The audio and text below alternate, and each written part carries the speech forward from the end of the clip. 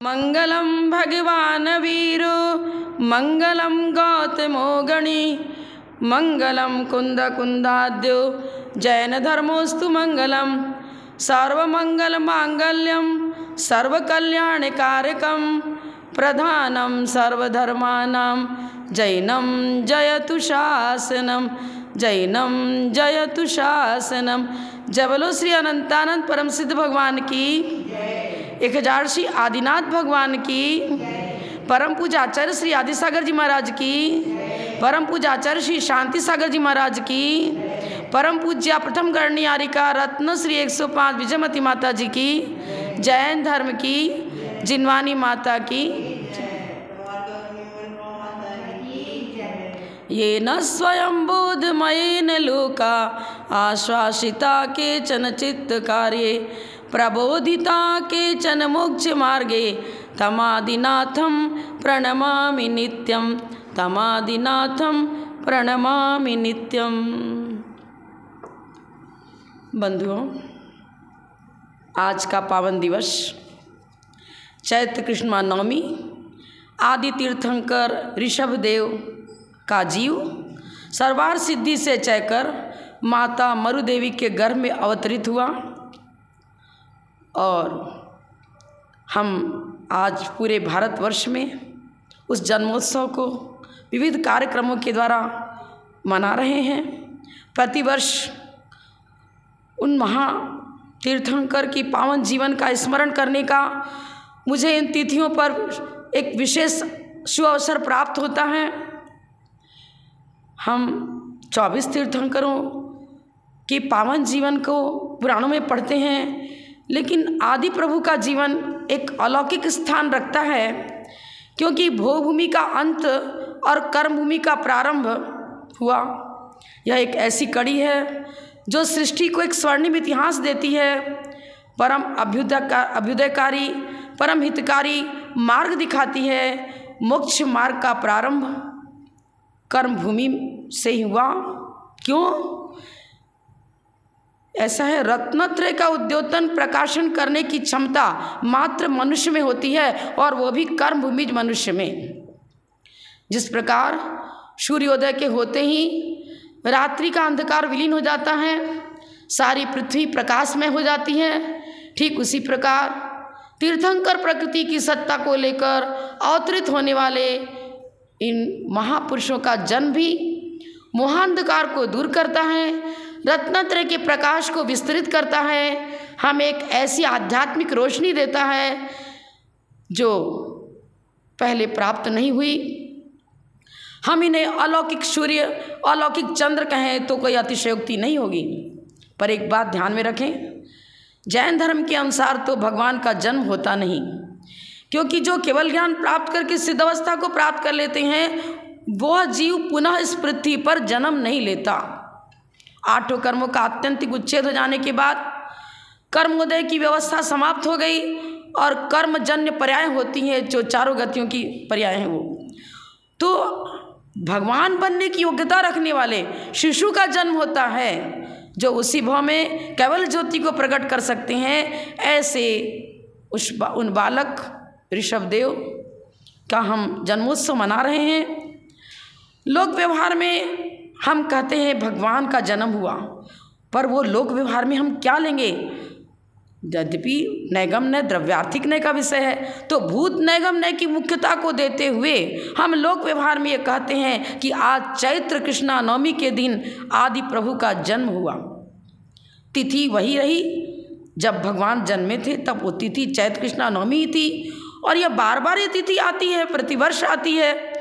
तो सदृशता तिथि की सदृशता को मुख्यता देते हुए हम भूत नैगम्य की अपेक्षा ये कह देते हैं कि आज के दिन आदि प्रभु का इस अयोध्या नगरी में जन्म हुआ था। तो एक भूमिका मैं और देना चाहूँगी कि आदि प्रभु का जब जन्म हुआ उसके पहले यहाँ पर तृतीय काल था। तृतीय काल मतलब सुखमा दुखमा। पहला काल होता है सुखमा सुखमा, दूसरा सुखमा और तीसरा सुखमा दुखमा। इस तृतीय काल का जब पल्ल का 8वां भाग मात्र शेष रह गया तब 14 कुलकर क्रम से उत्पन्न हुए। प्रतिश्रुति, प्रतिश्रुति, सन्मति, क्षेमंकर, सीमंकर, सीमंधर, विमल वाहन, चक्षुष्मान, यशस्वी, अभिचंद्र, चंद्राभ, मरुदेव, प्रसेनजित और नाभिराय। नाभिराय 14वें कुलकर थे। अब बताओ, भोगभूमिया में तो युगलिया जन्म लेते हैं, एक स्त्री वेद को लिए हुए, एक पुरुष वेद को लिए हुए, और जन्म के बाद इनका ही पति पत्नी रूप व्यवहार हो जाता है। यहाँ तो संयम है ही नहीं, शील संयम की वक्षा है ही नहीं।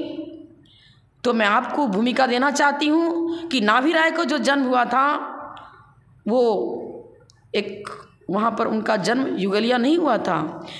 जब 12वें तीर्थंकर, जब तीर्थंकर नहीं 12वें कुलकर मरुदेव, मरुदेव के प्रसेनजित नाम के एक अकेले पुत्र हुए थे, जुगलिया पैदा नहीं हुए। कहाँ? 12वें कुलकर मरुदेव के प्रसेनजित नाम के एक अकेला पुत्र हुआ और उनका विवाह रचा गया कुलवती शीलवती कन्या के साथ पाणिग्रहण संस्कार हुआ। और प्रसेनजित के भी अकेले नाभिराय उत्पन्न हुए और नाभिराय का विवाह मरुदेवी के साथ हुआ। और फिर आज जिनका जन्मोत्सव हम मना रहे हैं, ये ऋषभदेव मरुदेवी के गर्भ में अवतरित हुए थे।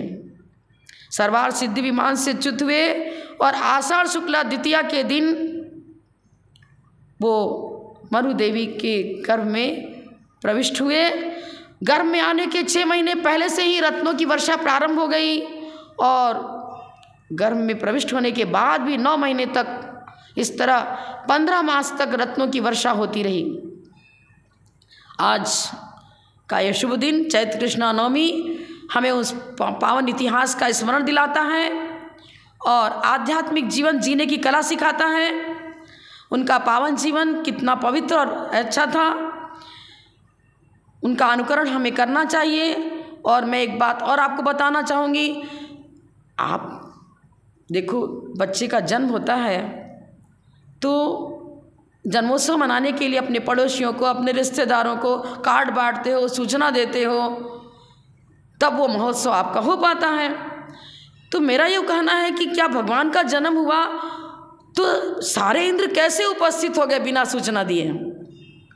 यह हमारे प्रथमान योग ग्रंथ में इस सारा विषय आता है। उनके जन्म की सूचना बिना प्रयास के ही पुण्य के प्रभाव से सर्वत्र पहुंच जाती है।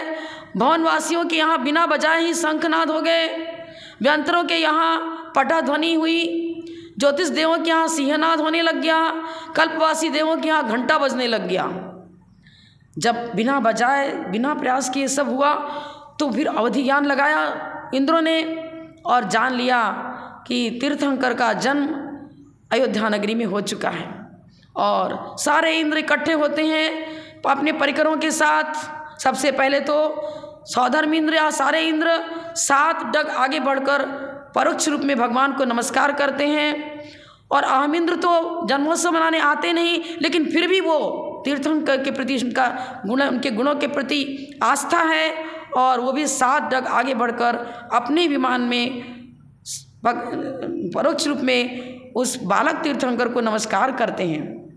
देखिए, बालक तीर्थंकर असंयमी है फिर भी नमस्कार क्यों?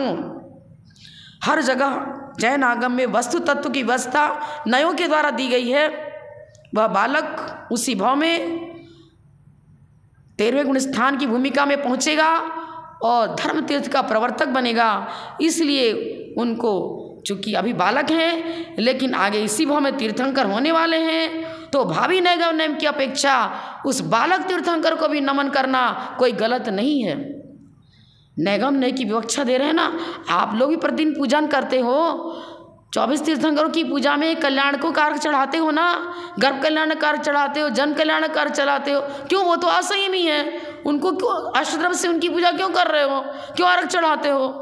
नैगम नय बताता है भावी नैगम नय की अपेक्षा हम गर्भ कल्याणक का अर्घ भी चढ़ा सकते हैं, क्योंकि उसी भाव में उनको तीर्थंकर बनना ही है।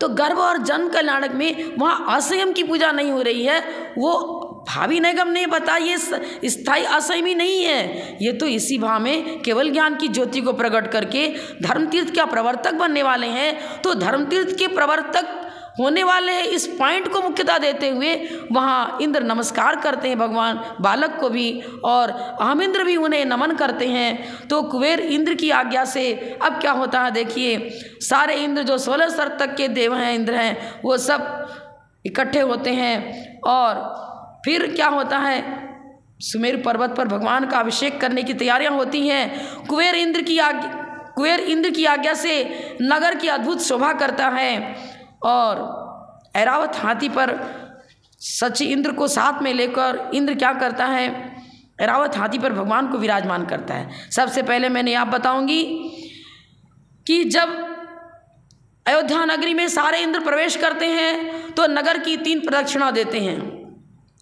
और फिर 81 खन वाला वहाँ सुंदर भवन, उस भवन का नाम सरोतोभद्र था।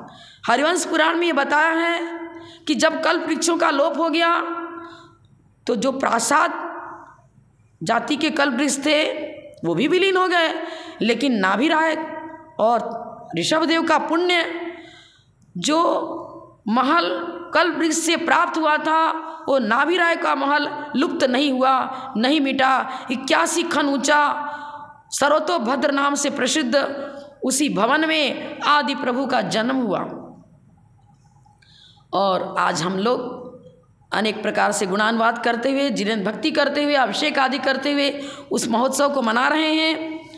उस नवजात शिशु को प्रसूति गृह में जाकर बालक को हाथ में लेती है इंद्राणी, और एक मायामयी बालक दैविक शक्ति से वहाँ पर रचकर माँ के पास में उस मायामयी बालक को सुला देती है, और आदि प्रभु बालक को उठाकर अपने कोमल हाथों से बाहर लाती है। उनके रूप लावण्य को देखकर तृप्त नहीं होती, बार बार निहारती है और नमस्कार करती है, गुणानुवाद करती है। फिर सौधर्मेंद्र को सौंपती है, और सौधर्मेंद्र भी सहस्त्र नेत्र बना करके भगवान के उस बालक के रूप को निहारता है, तृप्त नहीं होता, गदगद होता है, गुणानुवाद करता है, तांडव नृत्य करता है।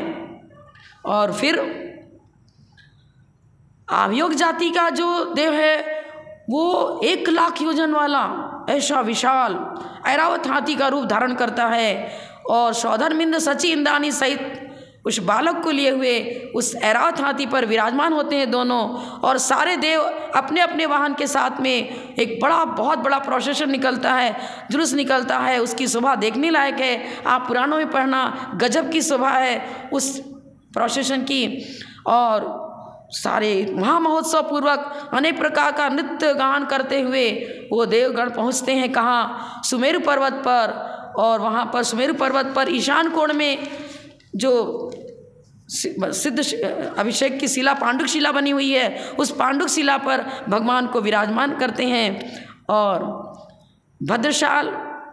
भद्रपीठ होता है, उस भद्रपीठ पर सौधर्म और ईशान इंद्र खड़े होते हैं, और फिर अभिषेक प्रारंभ होता है।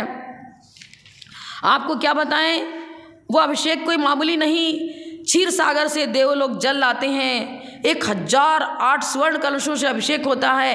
एक एक कलश कितना बड़ा समझो तो सही, 8 योजन गहरा, उधर बीच में 4 योजन चौड़ा, और मुख पर 1 योजन वाला, 4 कोस का 1 योजन होता है। आप समझ लो, इतने बड़े बड़े कलशों से भगवान का अभिषेक होता है।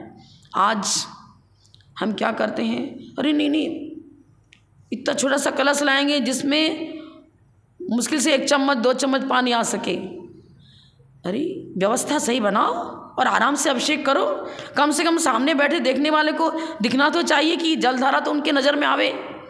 अभिषेक करने के समय हमें क्या विचार करना चाहिए, हे भगवान, मैं पांडुक शिला पर जो आपका अभिषेक कर रहा हूँ, इसलिए कर रहा हूँ कि मेरे अंदर भी वो ऊर्जा प्राप्त हो, हमें भी वो आत्मबल प्राप्त हो, जिससे हम सातिशय पुण्य का अर्जन करते हुए इसी अरहंत अवस्था की प्राप्ति कर सकें। तो वीतराग परिणति की उपलब्धि और प्राप्ति हेतु हम बालक तीर्थंकर का अभिषेक करते हैं। आप में जो जन्म से ही अवधि ज्ञानी क्या सातिशय पुण्य।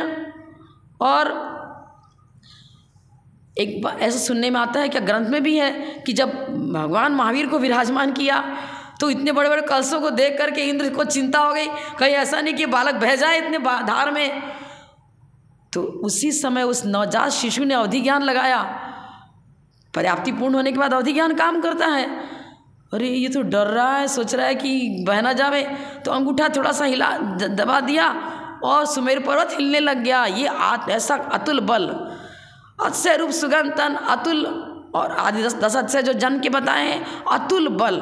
हे भगवान, मुझे भी ऐसा अतुल बल प्राप्त हो, हम भी अपनी साधना को बढ़ाते हुए, अपने तपस्रण को बढ़ाते हुए उस अवस्था को प्राप्त करें जो मुनि बन करके कठोर तप करके अपनी आत्मा को परमात्मा बना सकें। तो आत्मा को परमात्मा बनाने की कला सीखने के लिए हम प्रतिवर्ष तीर्थंकरों का जन्मोत्सव मनाते हैं और पंचकल्याणक महोत्सव मनाते हैं। भगवान की मूर्ति विराजमान करते हैं। स्थापना निक्षेप से प्रतिदिन पंचकल्याणक की विधियां संपन्न होती हैं मंदिरों में। तो इस ऐसा क्रियाओं में मत उलझना।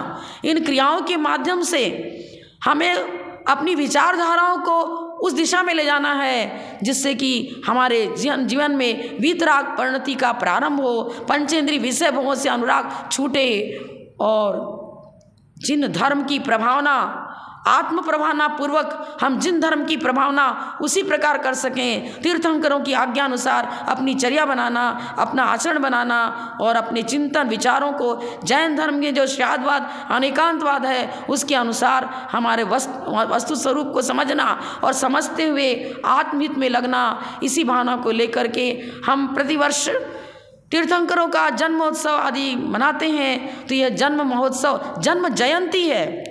जन्म पर विजय प्राप्त करने की कला जिन्हें प्राप्त है उनकी ही जन्म जयंती मनाई जाती है। जन्म दिवस नहीं, जन्म जयंती। जन्म मरण पर विजय प्राप्त करने की कला सीखने की भावना हम रखते हुए उन तीर्थंकरों का जन्म महोत्सव मनाते हैं। इसको जन्म जयंती कहते हैं क्योंकि जय जयकार आत्म स्वरूप की का मतलब आत्मिक गुणों का उद्योतन प्रकाशन जब तक न हो तब तक जय जयकार स्थायी नहीं होती। आज न जाने करोड़ों वर्ष हो चुके और हम आज भी उन गुणों का गुणानुवाद करते हैं। क्यों?